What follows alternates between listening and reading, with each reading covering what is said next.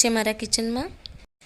આજે આપણે બનાવીશું ખૂબ જ ટેસ્ટી અને હેલ્ધી અને માર્કેટ જેવો જ ટામેટાનો સોસ। તો આ સોસ ઘરે ખૂબ જ આસાનીથી બની જાય છે અને ખૂબ જ સસ્તો પણ પડે છે અને ટેસ્ટમાં સેમ બજાર જેવું જ ટેસ્ટ આવે છે। તો આ સોસને તમે બનાવીને આખું વર્ષ સ્ટોર કરી શકો છો। તો હાલમાં માર્કેટમાં ખૂબ જ સસ્તા અને ફ્રેશ ટામેટાં મળે છે, તો તમે પણ આખા વર્ષ માટે આ સોસ બનાવીને રેડી કરી દેજો। તો તમે પણ આ ટ્રીક અને ટિપ્સ ફોલો કરશો તો બહાર જેવો જ સોસ તમારો પણ બનશે। તો ચાલો જોઈએ સોસની રેસીપી સારી લાગે તો વિડીયોને લાઇક અને શેર જરૂરથી કરજો અને બીજી આવી અવનવી રેસીપી જોવા માટે મારી ચેનલને સબસ્ક્રાઈબ કરવાનું ભૂલતા નહીં અને બાજુમાં રહેલા બેલ આઇકોનને પ્રેસ કરજો, જેથી મારા નવા વિડીયોની નોટિફિકેશન તમને તરત જ મળે। ટામેટાનો સોસ બનાવવા માટે મેં અહીંયા 1 કિલો ફ્રેશ અને લાલ ટામેટાં લીધા છે અને એને આ રીતે આપણે સમારી લેવાના છે।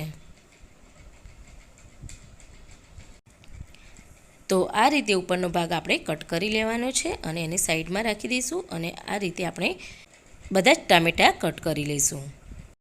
તો અહીંયા સોસ બનાવવા માટે આપણે એકદમ રેડ ટામેટાનો જ યુઝ કરીશું અને ફ્રેશ ટામેટાં જ લેવાના છે। તો અહીંયા મેં બધા જ ટામેટાં કટ કરીને રાખ્યા છે।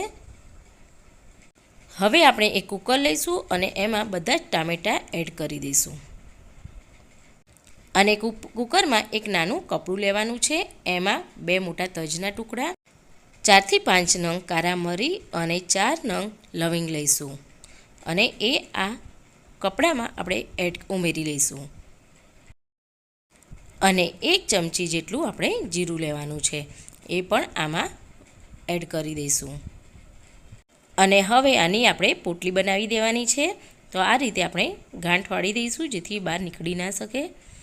તો આ રીતે આપણે એની પોટલી બનાવી દઈશું અને આ પોટલીને આપણે કુકરમાં નીચેની સાઈડ વચ્ચે મૂકી દઈશું અને 2 ચમચી જેટલું આપણે પાણી એડ કરી દેવાનું છે, વધારે પાણી આપણે એડ નથી કરવાનું અને ઢાંકણ બંધ કરીને કૂક થવા માટે મૂકીશું। તો આપણે આને 4 થી 5 વિસલ વાગવા દેવાની છે અને પછી ગેસ ઓફ કરી દઈશું।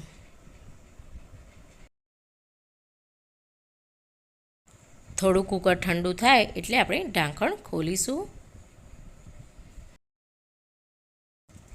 તો હવે અહીંયા તમે જોઈ શકો છો એકદમ સરસ ટામેટાં કૂક થઈ ગયા છે અને આપણે જે પોટલી રાખી હતી એ આપણે બહાર કાઢી દઈશું।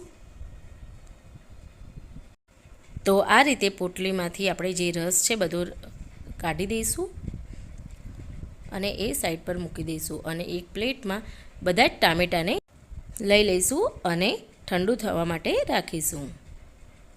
અને જો પોટલીમાંથી પણ થોડો ઘણો રસ વધ્યો હોય તો આ રીતે એને નીચોવીને લઈ લઈશું।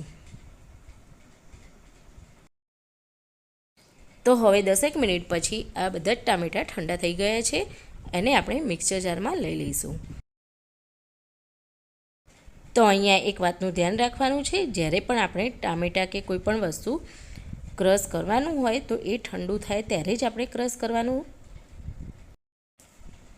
તો આપણે ક્રશ કરવા માટે બધા જ ટામેટાં મિક્સર જારમાં લઈ લઈશું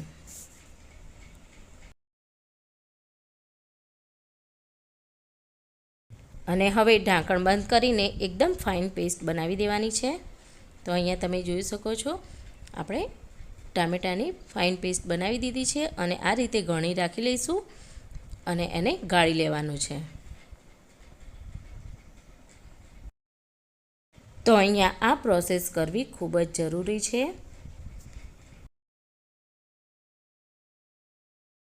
તો આ રીતે આપણે બધા જ ટામેટાની પેસ્ટને ગાળી લઈશું અને આ જે એની છાલને છોતરા છે એને આપણે સાઈડ પર રાખી દઈશું। તો અહીંયા તમે જોઈ શકો છો બધે જ ટામેટાની પેસ્ટને આપણે ગાળીને રેડી કરી દીધી છે। હવે આને આપણે ગેસની સ્લો ટુ મીડિયમ ફ્લેમ પર કૂક કરવા માટે મૂકીશું। તો આ રીતે આપણે કોન્સ્ટન્ટ હલાવતા રહેવાનું છે અને નોનસ્ટિક પેનમાં જ આને આપણે બનાવીશું। જેથી નીચે ચોંટે પણ નહીં અને સરસ બને. તો ટામેટામાંથી જે પાણી બળે ત્યાં સુધી આપણે આને કોન્સ્ટન્ટ હલાવતા રહેવાનું છે. પાણીનો ભાગ બિલકુલ રહેવો ના જોઈએ. અને સોસ અડધા જેટલો થઈ જાય ત્યાં સુધી આપણે એને હલાવવાનો છે. તો હવે તમે જોઈ શકો છો સોસ ધીમે ધીમે ઘટ્ટ થઈ રહ્યો છે. તો આપણો આ સોસ એકદમ થીક થવો જોઈએ. તો હવે અહીંયા તમે જોઈ શકો છો સોસ થીક થઈ રહ્યો છે અને ખાસો એવો બળી પણ ગયો છે. હવે એમાં આપણે ખાંડ ઉમેરી લઈશું. તો અહીંયા મેં 1.5 વાટકી જેટલી ખાંડ ઉમેરી છે. તમને વધારે સ્વીટનેસ જોઈતી હોય તો તમે એ પ્રમાણે, કે ઓછી જોઈતી હોય તો એ પ્રમાણે પ્લસ માઇનસ કરી શકો છો. હવે સારી રીતે બધું બરાબર મિક્સ કરી લઈશું અને હજુ પણ આપણે કોન્સ્ટન્ટ હલાવતા રહેવાનું છે. તો ખાંડ ઉમેર્યા પછી તમારો સોસ જે છે એ પાતળો થઈ જશે, પણ એની ચિંતા કરવાની નથી. એ પાછો તમે આ રીતે કોન્સ્ટન્ટ હલાવશો તો એ ઘટ્ટ થશે. હવે થોડો ઘટ્ટ થાય ત્યારે આપણે એક પ્લેટમાં લઈને ચેક કરીશું. તો તમે અહીંયા જોઈ શકો છો એક પ્લેટમાં આ સોસ રેલાઈ જાય છે. તો હજુ આપણે આ સોસને આ રીતે કોન્સ્ટન્ટ હલાવતા રહેવાનું છે. હજુ આપણે એને થીક બનાવવા દેવાનું છે.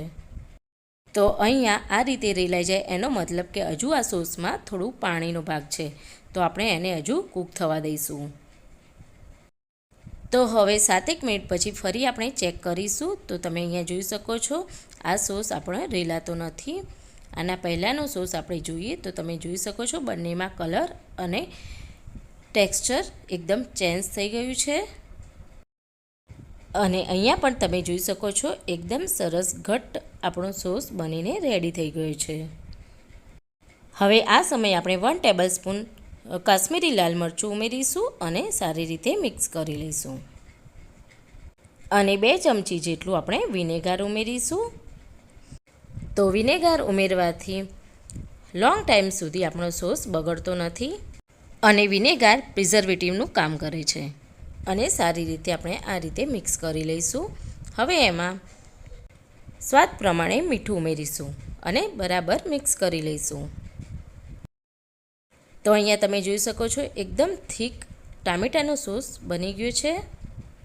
તો અહીંયા મેં 1 ચમચી પહેલાં વિનેગર ઉમેર્યું હતું અને 1 ચમચી પાછળથી ઉમેર્યું છું અને એને આપણે સારી રીતે હલાવી લઈશું. તો બધું એકદમ સરસ રીતે મિક્સ થઈ જાય ત્યાં સુધી આપણે હલાવીશું. તો અહીંયા આપણો ખૂબ જ ટેસ્ટી અને બજાર જેવો ટોમેટોનો સોસ રેડી થઈ ગયો છે. તો આને આપણે ઠંડો થવા માટે રાખીશું. તો અહીંયા તમે જોઈ શકો છો એકદમ થીક એવો આપણો સોસ રેડી થઈ ગયો છે.